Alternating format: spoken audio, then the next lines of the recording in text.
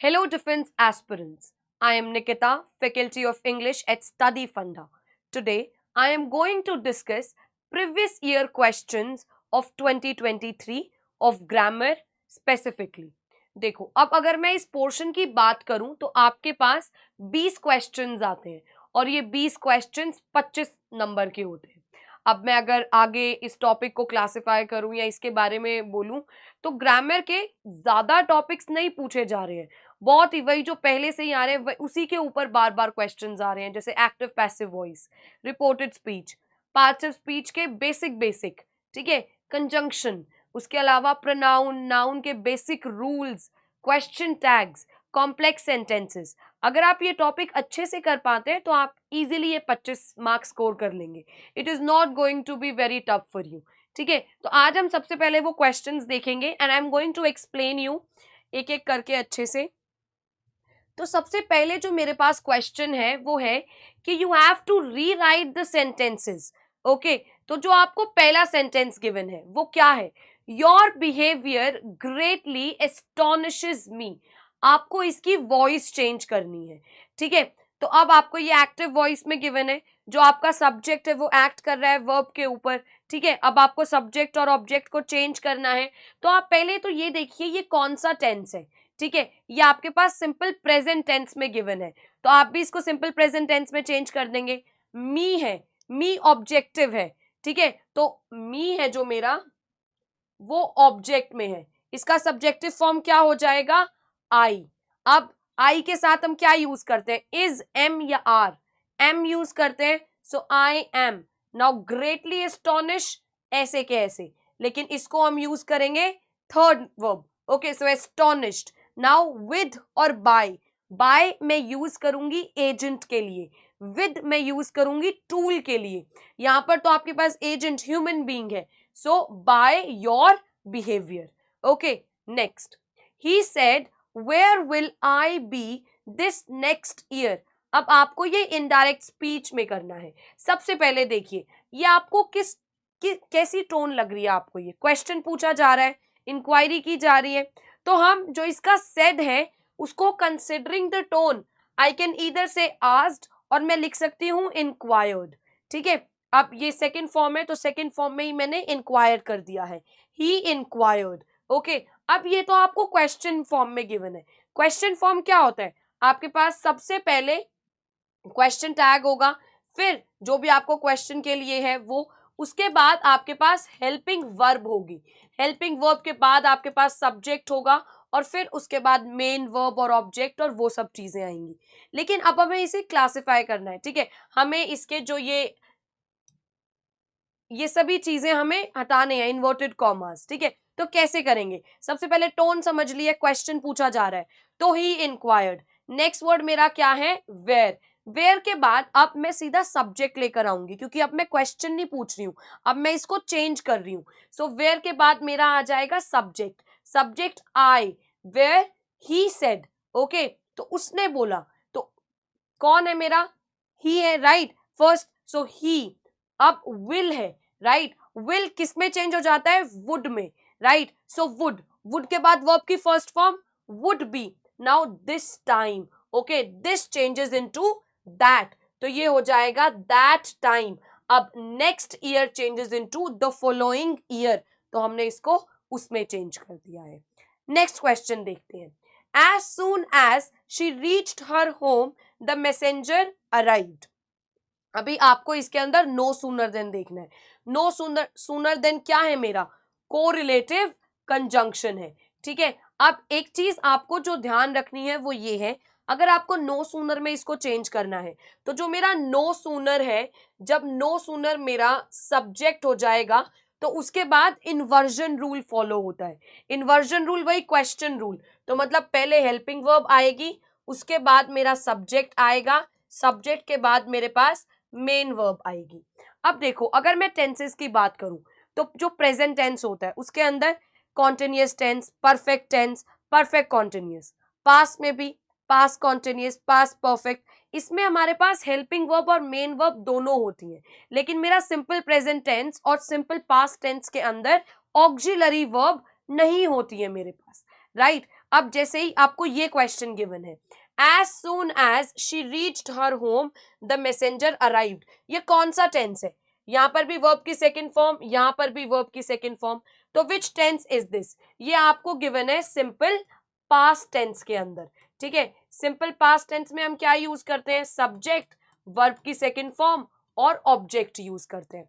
मेरे पास यहाँ पर हेल्पिंग वर्ब है नहीं, तो मैं इसको कैसे चेंज करूंगी? नो सूनर को मैं सबसे पहले ले आऊंगी आगे, वो मेरा सब्जेक्ट बन जाएगा। उसके बाद अब फॉलो होगा मेरा इन्वर्जन रूल, पहले आएगी मेरी हेल्पिंग वर्ब। अब इसमें तो हेल्पिंग वर्ब है नहीं, तो हम इंट्रोड्यूस करेंगे helping verb.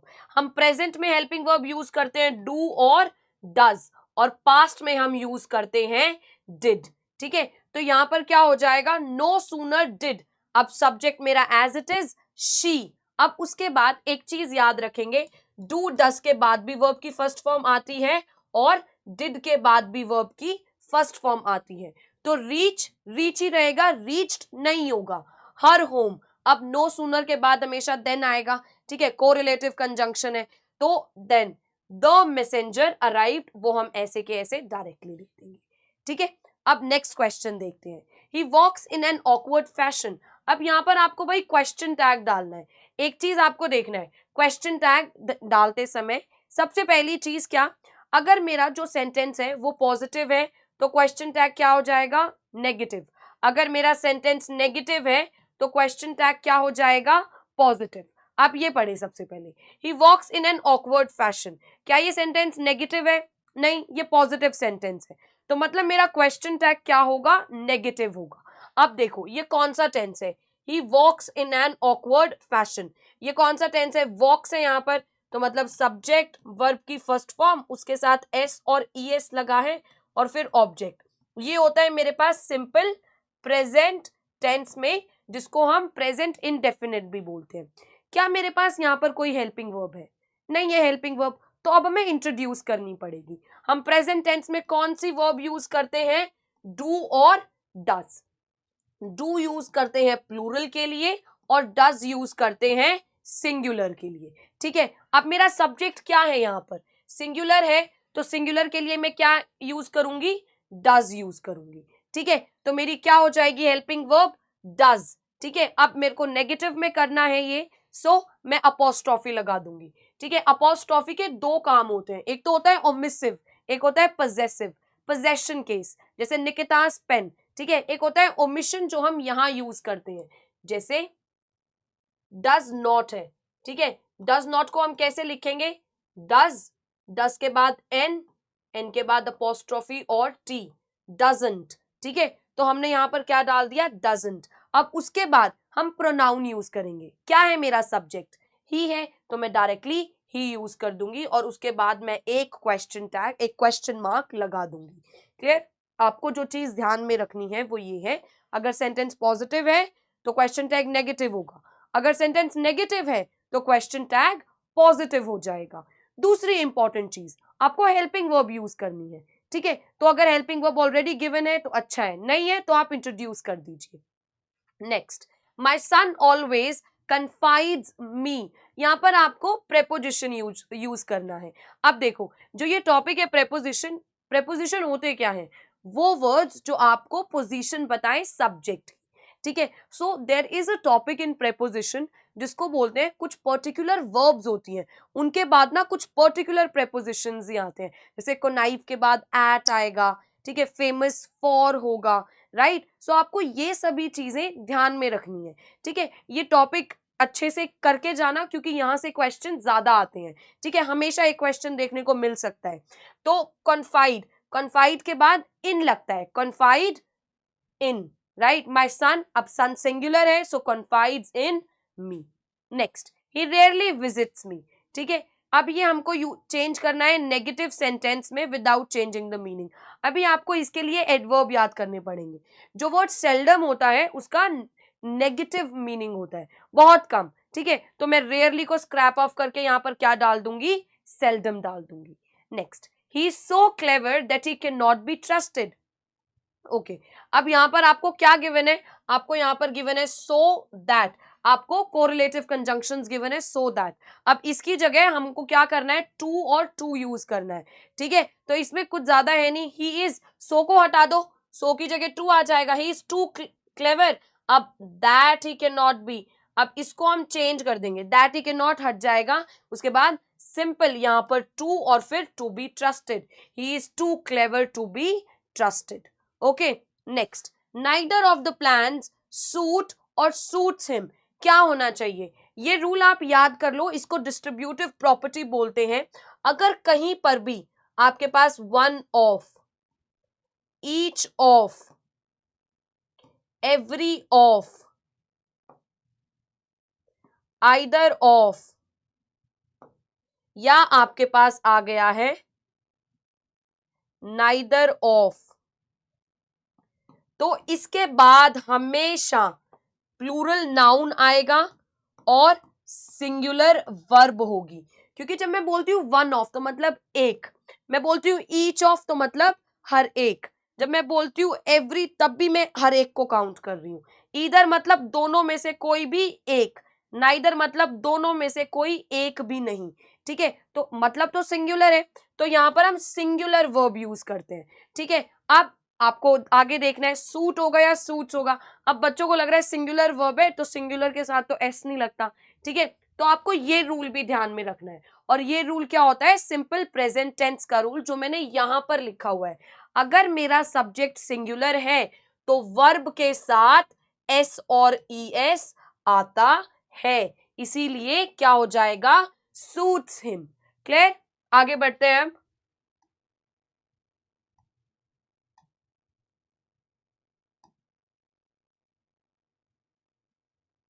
Next, Tanya is the most intelligent girl in her class. Use comparative degree. Okay, यहां से भी भाई हमेशा क्वेश्चन आता है, एडजेक्टिव्स की 3 डिग्री होती है। पहली है positive degree, positive degree talks about existence of a मियर degree, ठीक है, बस भाई क्वालिटी है ऑफ अ मियर क्वालिटी बेसिकली, ठीक है। सो पॉजिटिव डिग्री हमें क्या बताता है कि भाई बस क्वालिटी है। कंपैरेटिव डिग्री के अंदर हम कंपेयर करते हैं दो के बीच, और सुपरलेटिव में हम कंपेयर करते हैं दो से ज्यादा के बीच, ठीक है।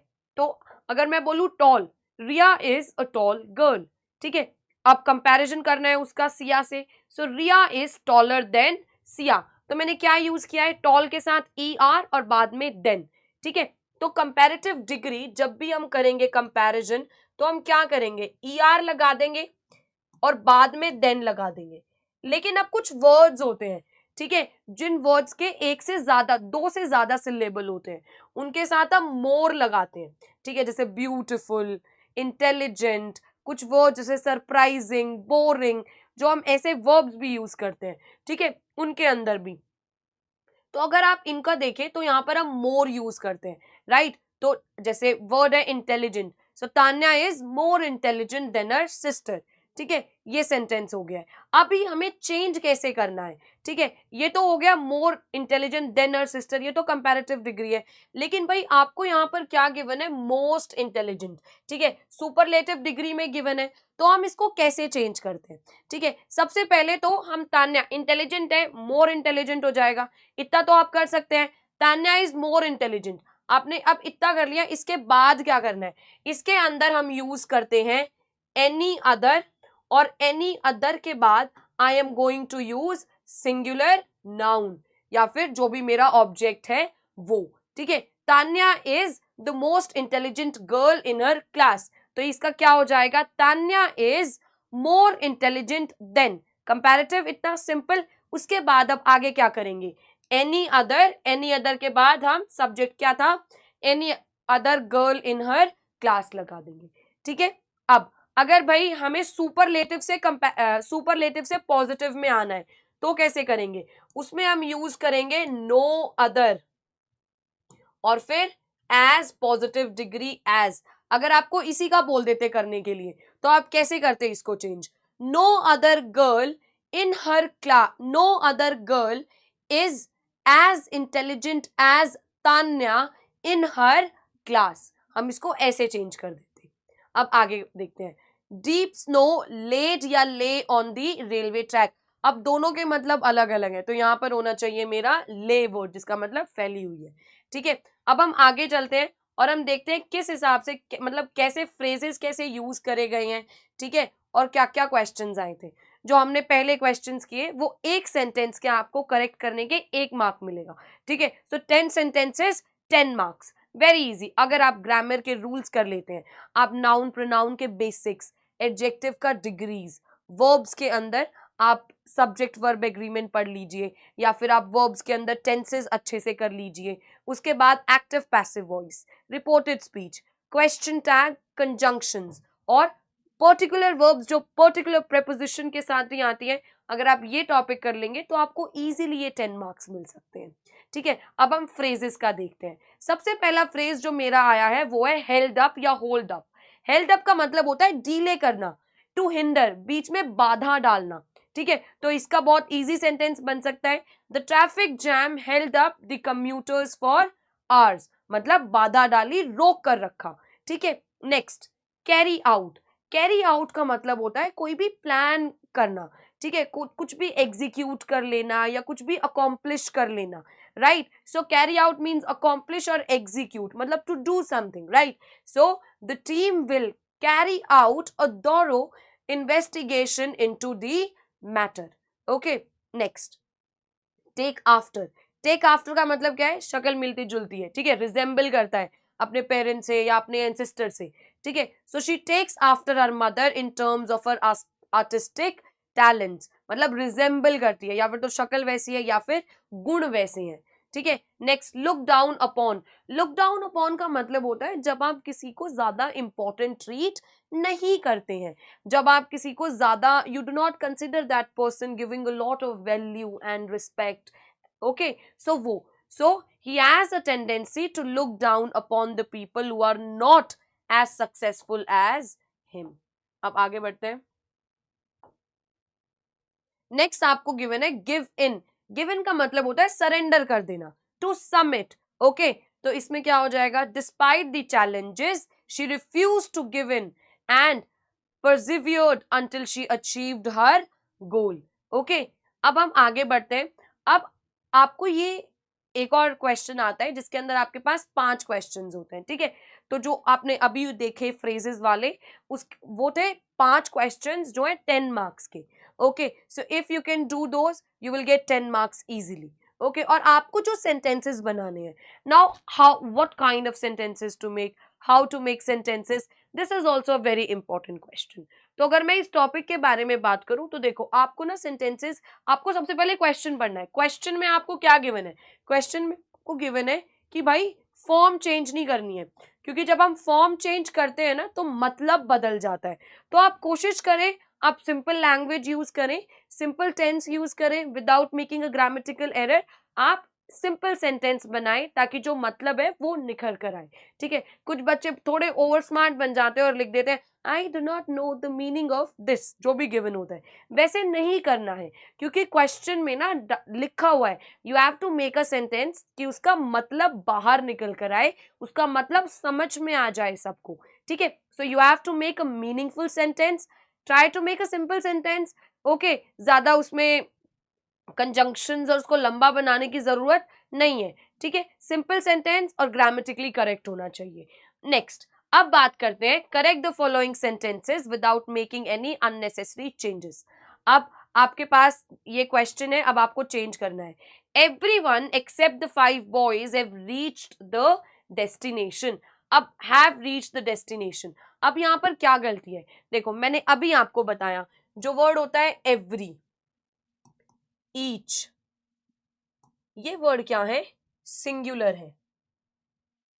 अगर सिंगुलर है तो इसके साथ सिंगुलर वर्ब भी आएगी, राइट।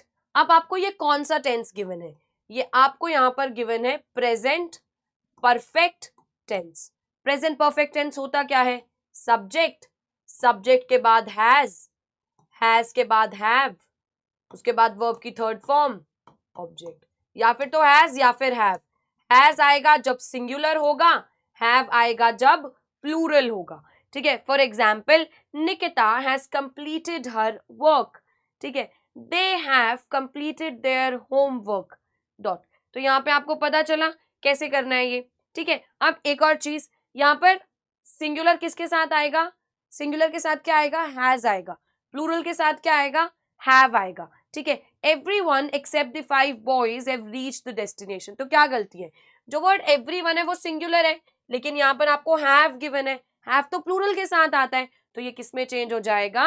has में चेंज हो जाएगा। Okay, next, unless he does not returns the library book, he will not be relieved from service।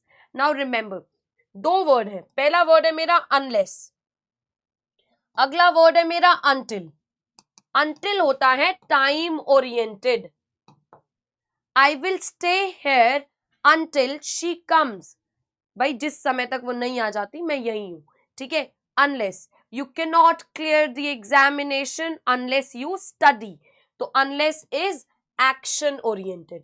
Okay, until is time oriented and unless is action oriented। Now few things to keep in your mind। Okay, जो ये दोनों words है ना, ये पहले ही negative है। Both these words are already negative, so you are not going to use not with them। I am not going to say you will not clear your examination unless you do not study। unless का तो मतलब ही है ना, जब तक तुम नहीं करोगे, राइट? सो उसके साथ नेगेटिव लगाने का कुछ तुक नहीं बनता है, तो यहाँ पर ये जो इसने डज नॉट लगा दिया, ये लगाने की जरूरत ही नहीं है। सो unless he returns the library books, he will not be relieved from service। next, they have arrived from Chennai yesterday। now this is very very important। okay, यहाँ पर आपको कौन सा टेंस गिवन है, आप पहले वो देखिए। यहाँ पर आपको है प्रेजेंट परफेक्ट टेंस गिवन। अब मैं इन दोनों टेंसेस के बारे में बात करने वाली हूं, सिंपल पास्ट और प्रेजेंट परफेक्ट टेंस। ठीक है, ये दोनों के दोनों टेंसेस हमें किस चीज के बारे में बताते हैं? इमीडिएट पास्ट के बारे में। इमीडिएट पास्ट मतलब कोई भी चीज जो अभी रिसेंटली हुई हो उसके बारे में एक्सप्लेन करते हैं। Anything that has just happened, उसी के बारे में बात करेगा सिंपल प्रेजेंट टेंस, और उसी के बारे में बात करेगा प्रेजेंट परफेक्ट टेंस। अब इनका स्ट्रक्चर क्या है? यहां मैं सब्जेक्ट यूज करूंगी, उसके बाद हेल्पिंग वर्ब। हेल्पिंग वर्ब मेरी हो सकती है वॉज, वर। हेल्पिंग वर्ब या फिर तो हेल्पिंग वर्ब यूज करूंगी या फिर वर्ब की सेकेंड फॉर्म यूज करूंगी, और उसके बाद मैं यूज करने वाली हूं object. For example, she was here a minute before, वो यही थी 1 मिनट पहले, वो भी सिंपल पास्ट है। ठीक है, अभी जैसे मैंने एक एप्पल खाया तो मैं क्या बोलूंगी? आई एट एन एप्पल डॉट। ठीक है, ये भी ठीक है। तो या फिर मैं हेल्पिंग वर्ब यूज करूंगी या फिर मैं वर्ब की सेकेंड फॉर्म यूज करूंगी। ठीक है, ये तो है सिंपल पास्ट। अब प्रेजेंट परफेक्ट क्या होता है? सब्जेक्ट, सब्जेक्ट के बाद मैं या फिर तो हैज या फिर हैव, उसके बाद वर्ब की third form and then object. ठीक है, जो हैज है वो आएगा सिंगुलर के साथ, जो हैव है वो आएगा प्लूरल के साथ। एक और चीज बताती हूँ, अगर आपको प्राइमरी ऑक्सिलरी वर्ब्स के बारे में पता है, is, am, are, was, were, do, does, did, has, have, जिसके पीछे एस लग जाएगा ना वो सिंगुलर के साथ आएगा। ठीक है, तो वॉज भी सिंगुलर के साथ, हैज भी सिंगुलर के साथ, एस वर्ड सिंगुलर और एस से ये एंड हो रहे हैं। ठीक है, तो ये चीज समझ में आई, वॉज सिंगुलर के साथ, वर प्लूरल के साथ, हैज सिंगुलर के साथ, हैव प्लूरल के साथ। देखो अब जैसे मेरे पास प्रेजेंट परफेक्ट है, she has completed her homework, they have completed their homework. Okay, तो ये दो आपको एग्जाम्पल दे दिए मैंने। अब देखो, जब दोनों इमीडिएट पास्ट के बारे में बात करते हैं तो what is the difference? The difference is आपको यहां पर एडवर्ब ऑफ टाइम का यूसेज अलाउड है। ठीक है, जैसे येस्टरडे, ओके, तो ये आप यहां पर यूज कर सकते हैं, लेकिन यहां पर आपको टाइम फ्रेम के बारे में बात नहीं करनी है। यहां पर आप दूसरे एडवर्ब यूज कर सकते हो, जैसे ऑलरेडी, रिसेंटली, ओके, बिफोर, ये सब यूज कर सकते हैं आप। यहां पर आपको टाइम फ्रेम जैसे येस्टरडे और वो सब यूज नहीं करना है। So the difference is simple past tense and present perfect tense, both of them are going to talk about, they are going to include things that have happened in the immediate past, जो अभी बिल्कुल past में हुई है उसी के बारे में बात करेंगे। लेकिन सिंपल पास्ट टेंस के अंदर मेरे पास टाइम फ्रेम मेंशन्ड होगा, लेकिन प्रेजेंट परफेक्ट के पास मेरे पास टाइम फ्रेम मेंशन्ड नहीं होगा। अब यहाँ देखो, they have arrived from Chennai yesterday, ये क्या है यहाँ पर? प्रेजेंट परफेक्ट टेंस है, लेकिन यहाँ पर आपको क्या दे दिया है? एडवर्ब ऑफ टाइम मेंशन कर दिया है। तो क्या यहाँ पर मैं ये वाला टेंस यूज करूंगी? नहीं, यहाँ पर तो मुझे सिंपल पास्ट यूज करना पड़ेगा। सिंपल पास्ट क्या होता है? सब्जेक्ट प्लस या फिर तो हेल्पिंग वर्ब। हेल्पिंग वर्ब यहाँ लगाने की जरूरत नहीं है क्योंकि स्टेट के बारे में पता नहीं चल रहा है, एक्शन हो रहा है पर्टिकुलरली, तो मेरे पास मेन वर्ब ही यूज होगी। सो दे हेल्पिंग वर्ब, और उसके बाद जो भी मेरा आगे सेंटेंस है वो हेल्पिंग वर्ब किस में यूज होगी? वर्ब की सेकेंड फॉर्म। सो अराइव, अराइव्ड, अराइव्ड। सब्जेक्ट मेरा क्या है? दे के बाद हैव हटा दूंगी मैं, arrived second form, from Chennai yesterday. Clear? Next, your answer is replete from errors. Now this is also a question directly from the topic verbs, जिनके साथ हम पर्टिकुलर prepositions ही फॉलो करते हैं। रिप्लीट के बाद मैं यूज करती हूं हमेशा with, okay, not from. Next, the book is missing from my room since yesterday. Okay, अब आपके पास यहाँ पर देखो, this is also very important topic. Okay, अब इसको भी कवर करते हैं। तो ये समझने से पहले आपको कुछ चीजें समझना बहुत जरूरी है, ठीक है? अब ये आपको कौन से टेंस में गिवन है? प्रेजेंट कॉन्टिन्यूअस टेंस है। अब आपको प्रेजेंट कॉन्टिन्यूअस टेंस के अंदर और आपको प्रेजेंट परफेक्ट कॉन्टिन्यूअस टेंस में मतलब समझना पड़ेगा, ठीक है? सबसे पहले प्रेजेंट कॉन्टिन्यूअस टेंस क्या होता है? प्रेजेंट कॉन्टिन्यूअस टेंस मैं यहां लिख देती हूं। प्रेजेंट कॉन्टिन्यूअस टेंस होता क्या है? प्रेजेंट कॉन्टिन्यूअस टेंस के अंदर हम सब्जेक्ट, सब्जेक्ट के बाद या फिर इज या फिर एम या फिर आर, उसके बाद वर्ब की फर्स्ट फॉर्म आईएनजी और ऑब्जेक्ट यूज करते हैं, ठीक है? Is with singular, am with I, are with plural, ठीक है? अब जो चीजें आपको इसके अंदर ध्यान में रखनी है वो ये कि ये जो टेंस है ये मैं यूज करूंगी उस एक्शन के लिए जो प्रोग्रेस में हो रहा है, वो एक्शन जो कॉन्टिन्यूटी में है, ठीक है? कोई भी action that is in continuity or any action that is in progress, उसके लिए I am going to use this tense, okay? So जैसे मैं बोल सकती हूँ I am teaching right now, ये भी कॉन्टिन्यूटी में चल रहा है, प्रोग्रेस में चल रहा है, तो इसके लिए मैं ये यूज कर सकती हूँ। इस टेंस के अंदर मैं टाइम फ्रेम मेंशन नहीं करती हूँ, ठीक है? लेकिन एक टेंस होता है मेरे पास प्रेजेंट परफेक्ट कॉन्टिन्यूअस टेंस। अब प्रेजेंट परफेक्ट कॉन्टिन्यूअस टेंस क्या होता है? सब्जेक्ट, सब्जेक्ट के बाद हैज, हैव, उसके बाद बीन, वर्ब की first form ING plus object, ठीक है? Has with singular, have with plural, been extra add करते हैं, लेकिन यहां पर आपके पास टाइम फ्रेम मेंशन्ड होता है और हम वो टाइम फ्रेम मेंशन करते हैं सिंस या फोर से। सिंस मेरा किसके लिए यूज होता है? सिंस मेरा यूज होगा बताने के लिए पॉइंट ऑफ टाइम के लिए, ठीक है? वेयर एज जो मेरा वर्ड फॉर है वो किसके लिए यूज होगा? ड्यूरेशन के लिए, ठीक है? कि कितना टाइम हो गया है, ड्यूरेशन बताएगा, पीरियड बताएगा, ठीक है? अगर मैं एग्जैक्ट वर्ड बोलूं तो सिंस मेरा पॉइंट ऑफ टाइम, फॉर मेरा पीरियड या ड्यूरेशन बताएगा। अभी देखो यहाँ पर आपके पास टाइम फ्रेम मेंशन है। क्या जब मेरे पास टाइम फ्रेम मेंशन होता है मैं कॉन्टिन्यूअस टेंस यूज करती हूँ? नहीं, I am going to use perfect continuous tense, ठीक है? Present perfect continuous tense. अब present perfect continuous tense use कहाँ होता है? कोई भी एक्शन जो थोड़े टाइम पहले शुरू हुआ, पास्ट में शुरू हुआ, लेकिन अभी तक कॉन्टिन्यूटी में चल रहा है, उसके अंदर हम बात करते हैं और वहां पर हम टाइम फ्रेम मेंशन करते हैं कि भाई कितने टाइम से ये काम होता हुआ आ रहा है, ठीक है? ताकि उसको हम एक पास्ट का भी हिंट दे सके और प्रेजेंट की कॉन्टिन्यूटी के बारे में भी बता सके।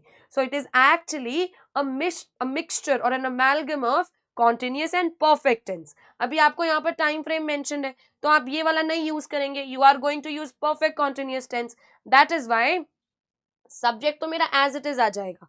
अब उसके बाद सिंगुलर है तो सिंगुलर के साथ हैज, सो क्या हो जाएगा? द बुक हैज, उसके बाद बीन, अब missing as it is, verb की first form ING, from my room since yesterday.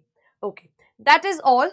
अब आपको जो चीजें ध्यान में रखनी है वो ये है कि जो ये टॉपिक है ग्रामर का, it is not very tough, ये बहुत इजी टॉपिक है। अगर आप ग्रामर के रूल्स और कुछ टॉपिक्स आप कवर कर लो तो आप ज्यादा से ज्यादा क्वेश्चंस कर पाएंगे, और 25 में से आप अगर आप अच्छे से कवर करते हैं तो you can score 25 out of 25 as well, वरना 20 से 22 नंबर तो आपको इजीली मिल सकते हैं अगर आप छोटे मोटे टॉपिक्स भी कवर करते हैं। ठीक है, अब वो कौन से टॉपिक्स हैं जो आपको कवर करने हैं? नाउन का बेसिक, सबसे पहले parts of speech, noun, noun का basics, rules and subject verb agreement, pronoun, pronoun के basics and subject verb agreement, verb, verb के अंदर tenses is very very important. उसके बाद अगर आपने टेंसेस कर लिया है फिर आप एक्टिव पैसिव वॉइस और रिपोर्टेड स्पीच भी करिए। ठीक है, इसके अलावा question tags, another important topic. After this do conjunctions, और प्रेपोजिशंस के अंदर आप वर्ब्स जो पर्टिकुलर प्रेपोजिशंस को के साथ ही लगती हैं आप वो वाला टॉपिक भी कवर कीजिए। फिर कॉम्प्लेक्स सेंटेंसेस और सिंपल सेंटेंसेस करने की कोशिश कीजिए कि कैसे हम उनको चेंज कर पाते हैं। और आप फ्रेजल वर्ब्स देखिए, this would be more than enough for you. अगर आप ये टॉपिक्स अच्छे से कवर करके जाते हैं तो आपको इजीली 20 मार्क्स मिल सकते हैं 25 में से, because this is not rocket science जिसमें आप बहुत ज्यादा कंफ्यूज हो जाएंगे या जो नहीं आएगा। बेसिक रूल्स है, आपको वही बेसिक रूल्स अप्लाई करने और आपको क्वेश्चन सॉल्व करने हैं। ओके, सो ये जो 25 मार्क्स हैं ये आप इजीली आपको मिल सकते हैं अगर आप ये टॉपिक्स आप कवर करते हैं अच्छे से। Few things to remember, that is आप अपनी हैंड राइटिंग को नीट रखें जब आप ये आंसर्स कर रहे हैं। दूसरी चीज, जब आप सेंटेंसेस बना रहे हैं आप ज्यादा कॉम्प्लेक्स सेंटेंसेस मत बनाइए, और ज्यादा ओवर स्मार्ट ना ही बने तो अच्छा है, सिंपल सेंटेंसेस बनाइए। ठीक है, सिंपली ऐसा सेंटेंस जिससे मतलब इजीली क्लियर हो वो। आप अपनी हैंड राइटिंग का ध्यान रखें और आप अच्छे से ये क्वेश्चंस करें। ठीक है, it is a very scoring part जहां पर इजीली मार्क्स मिल सकते हैं। तो आप ग्रामर अच्छे से कवर करें, and then if you have any questions in whatever that I have covered in the class, you can put it in the comment section and we will for sure get back to you. That is all for today. Thank you very much.